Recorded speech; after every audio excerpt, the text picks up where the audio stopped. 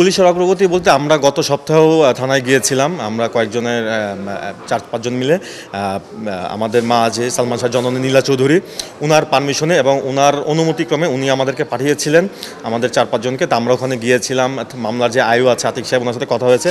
তো ওনারা বরাবরের মতোই ধরেন একই কথাবার্তা বলতেছে যে আমরা দেখতেছি, আমরা তো কার্যক্রম এগিয়ে যাচ্ছি। আসলে ওনাদের মেইন ভাষ্য হচ্ছে আমাদের কাছে যেটা অফিসে মানে আসলে ফর্মালি তো ওইভাবে বলে না, ক্যাজুয়ালি যেটা বলে সেটা হচ্ছে 29 বছর আপনারা অপেক্ষা করতে পারছেন, আরও অপেক্ষা করতে হবে, কারণ তাদেরকে ট্রেস করা যাচ্ছে না, কারণ এতদিনে কোনো আলামতও তেমন একটা নাই তাদের ভাষ্য মতে।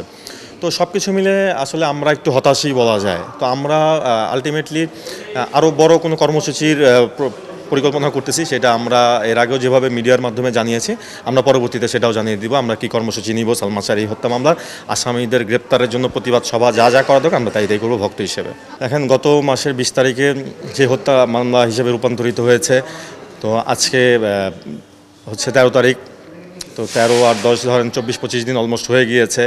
তো ইতিমধ্যে কিন্তু আপনারা মিডিয়ার মাধ্যমে দেখবেন যে বাংলাদেশের বেশ কয়েকটা জেলায় অলরেডি কিন্তু মানববন্ধন হয়েছে এবং বিক্ষোভ কর্মসূচি হয়েছে এই সালমান শাহর হত্যা মামলার এখনও কেন আসামিদেরকে গ্রেপ্তার করা হচ্ছে না। তো আমরা ঢাকায় কিন্তু খুব বড় করে একটা মানববন্ধন করেছি। এটা আমরা বেশ কয়েকজন উদ্যোগে বাংলাদেশের বিভিন্ন জেলা বিভিন্ন প্রান্ত থেকে সেই মানববন্ধনে লোকজন জড়ো হয়েছিল। তার আগে কিন্তু সিলেটে একটি মানববন্ধন হয়েছে।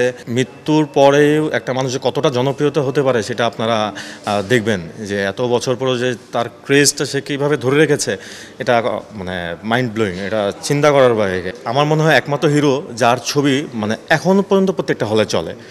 এখনও আপনি খোঁজ নিয়ে দেখবেন বাংলাদেশে কোনো না কোনো হলে চলতেছে।